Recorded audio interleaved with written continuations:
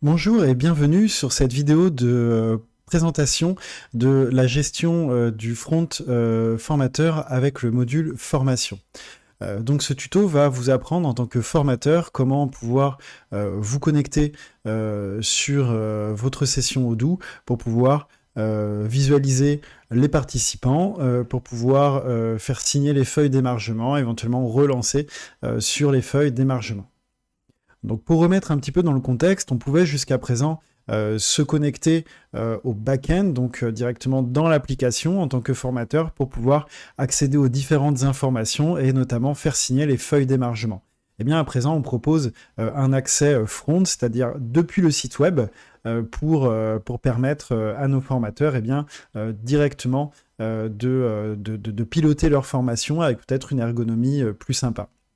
L'intérêt donc pour l'organisme de formation, c'est que si vous étiez sur la version Enterprise de Odoo, on doit donc avoir des users payants, donc qui augmentent le coût de votre contrat Enterprise pour donner accès à nos formateurs. Et bien avec cette fonctionnalité de front, avec un accès qui est portail, eh bien il n'y a plus besoin d'être un utilisateur payant pour pouvoir donc accéder au module de formation en tant que formateur.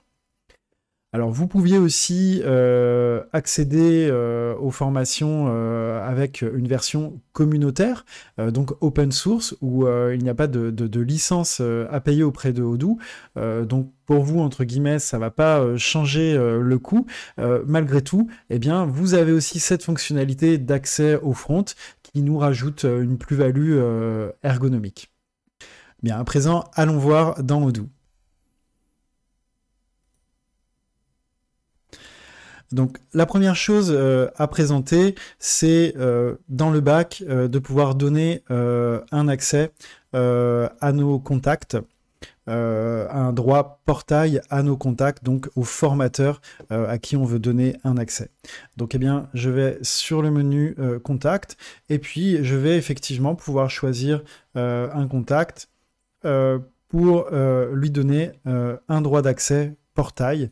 Donc ici dans Action, donner accès au portail, eh bien, à ce moment-là, ça va envoyer un mail donc, à mon formateur pour lui demander de se créer un mot de passe pour pouvoir accéder à la partie donc, front de l'application. Je peux aussi donner un accès directement via la fiche entreprise. C'est-à-dire que si par exemple Azure Intérieur me propose régulièrement des formateurs que je fais intervenir, eh bien je vais pouvoir rentrer dans la fiche de l'entreprise pour voir l'ensemble des contacts associés et pareil aller dans Action, donc donner accès au portail et donc voilà, je vais pouvoir valider les différents accès que je vais donner donc à mes formateurs. À savoir donc que cet accès portail va aussi être un accès qui est donné de base aux stagiaires qui s'inscrivent à la formation. La différence, c'est que tout stagiaire inscrit à la formation reçoit un mail pour s'inscrire au portail et avoir donc une vue client. Notre formateur, on va devoir l'inscrire manuellement, demander manuellement donc son accès portail. Alors, on pourrait aussi peut-être repréciser d'un point de vue d'administration des droits les différences entre des utilisateurs internes et des utilisateurs portail. Je vous encourage plutôt à vous rapprocher de votre administrateur système pour cela. On ne va pas rentrer là-dedans. Notez bien que on va d'abord créer un contact et ce contact, on va lui donner un droit portail. Il n'y a pas du tout besoin de commencer par aller dans la gestion des droits pour donner ces accès-là. Alors, le second point pour permettre à notre formateur donc d'accéder sur le front, eh bien, c'est de l'inscrire sur la formation. Donc, je vais pour ça aller dans ma formation.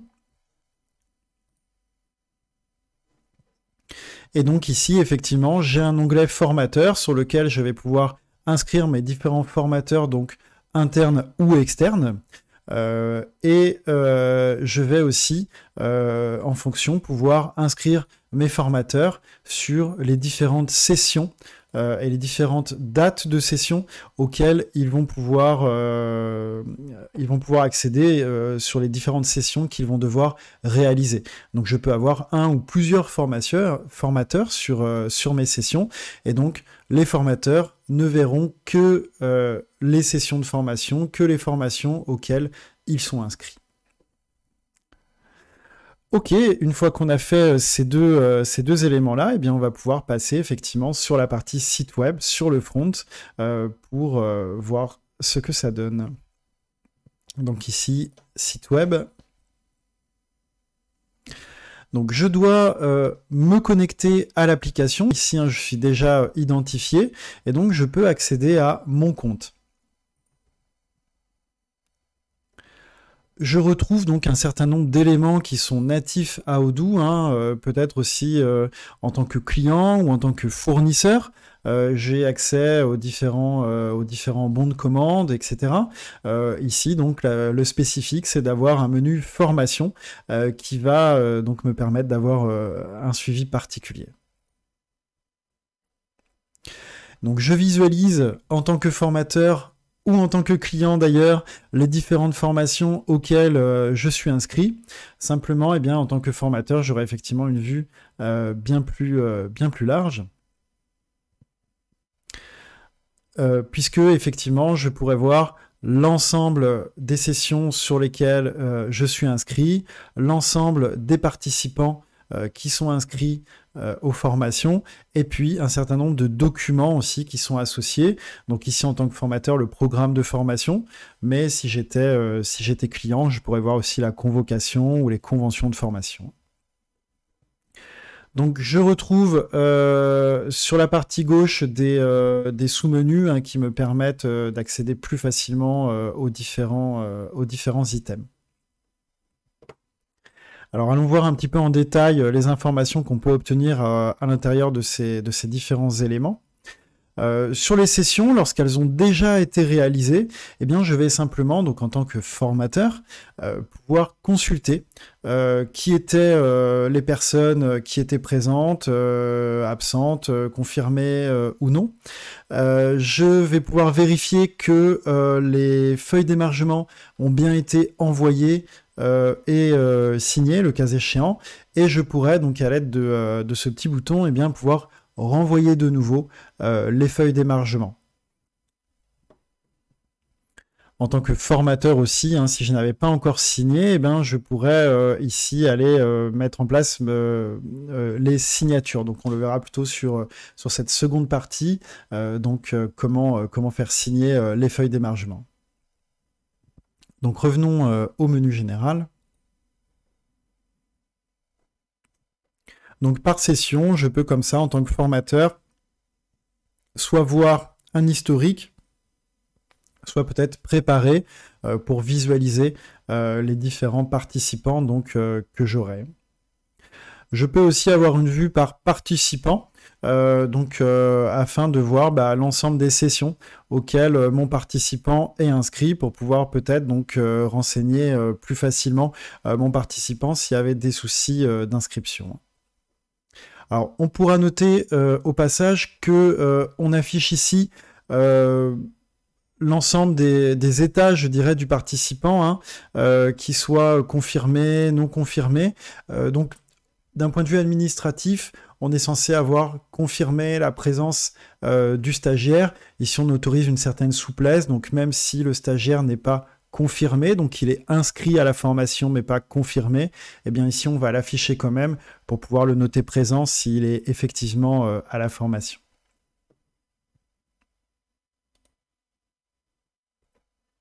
Alors en tant que formateur, donc je vais devoir aller faire signer les feuilles d'émargement. Donc pour ça, je vais commencer par valider la présence de mes stagiaires. Donc je peux aller sur la session du jour que je suis en train de réaliser. Et j'accède donc à un écran qui me montre ici de base par entreprise les différents statuts de mes participants. Et donc je vais pouvoir les valider pour les noter présents ou utiliser la croix pour les noter absents. Donc à noter, ici on propose de base un regroupement par entreprise, hein, c'est peut-être le plus clair. mais en fonction, je pourrais regrouper par exemple par état pour visualiser donc où j'en suis de mes différents statuts. Par exemple, ici, je décide de commencer par les personnes confirmées sur la formation pour bien noter qu'elles étaient présentes. Donc voilà, j'ai un état présent hein, qui arrive. Voilà, je vais pouvoir comme ça noter le statut de mes différentes personnes. Et puis, le cas échéant, à noter ici absent. Donc je vais peut-être modifier un petit peu les vues pour vous montrer ça. Donc voilà, je vais regrouper par entreprise. Donc voilà, j'ai bien fait les présences pour Gemba System. Openwood, donc Bernard est bien présent à la formation. Chez DecoAddict aussi, on a bien quelqu'un.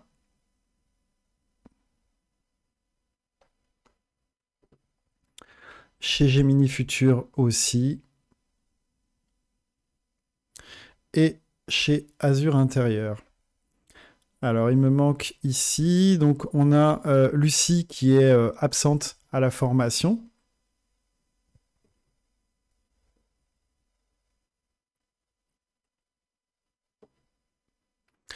Et donc Reynard qui lui est bien présent sur la formation. Voilà, donc je vais bien comme ça pouvoir vérifier les différents statuts. Éventuellement, on a vu, on regroupe par état pour bien être sûr que je n'ai plus que des absents et que des présents. Voilà, du coup ici j'ai oublié Lorraine, donc effectivement, allez, elle est bien là, Lorraine, donc je peux la valider. Hein. Voilà, ici donc en bas de mon écran, j'ai bien un message hein, qui d'abord me dit que je dois forcément avoir un statut soit présent, soit absent sur mes stagiaires. Et puis ici que en signant, ici en cliquant sur valider les présences, eh bien je m'engage en tant que formateur sur la véracité des informations et que les personnes que j'ai renseignées présentes étaient effectivement présentes sur ma session de formation. On rappelle donc qu'on ne pourra pas modifier ces présences hein, puisque je m'engage et donc ensuite il est impossible de revenir sur ces statuts. Hein. Donc c'est OK pour moi, je valide bien les présences de mes différents stagiaires. Voilà, j'arrive à présent sur un écran qui me rappelle donc les différents statuts de mes stagiaires. Et donc je vois que effectivement mes feuilles d'émargement ne sont pas envoyées. Alors pourquoi? Puisque potentiellement je souhaite faire signer mes stagiaires directement depuis mon ordinateur ou depuis mon téléphone portable. Donc depuis cet écran, hein, il est possible d'utiliser le premier bouton ici pour accéder à un pad qui va me permettre de faire signer directement mes stagiaires. Donc on peut regarder ce que ça donne donc en cliquant dessus. Voilà, donc on va générer une feuille d'émargement donc par entreprise et par participant. Et donc je vais pouvoir ici accéder directement à la zone de signature pour Alexia. Je vous renvoie donc au tuto spécifique qu'on a fait donc sur la partie back aussi, sur la gestion des signatures pour approfondir ce sujet. Voilà, ici je vais pouvoir effectivement tout signer. Et on valide le document. Voilà.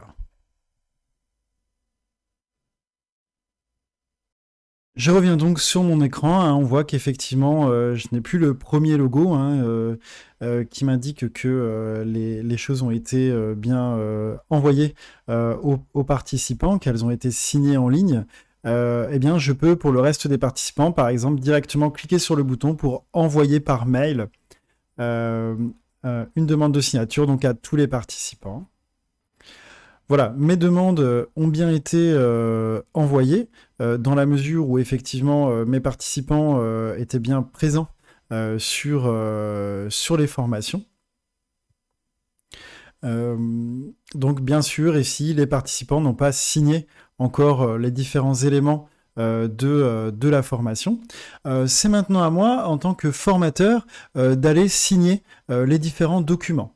Donc on voit qu'au-dessus de chacune des entreprises, j'ai effectivement un logo pour aller signer, donc entreprise par entreprise, aller apposer ma signature.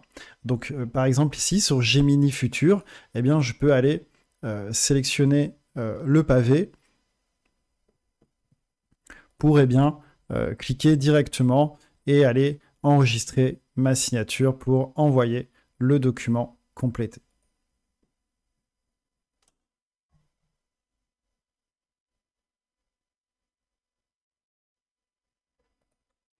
Voilà, donc je reviens ensuite directement sur ma fiche de suivi des présences. Voilà vraiment pour les nouveautés qui sont associées à cette partie front pour les formateurs, à savoir qu'avec l'AC Portail, vous aviez déjà accès aussi à la partie suivi de projet.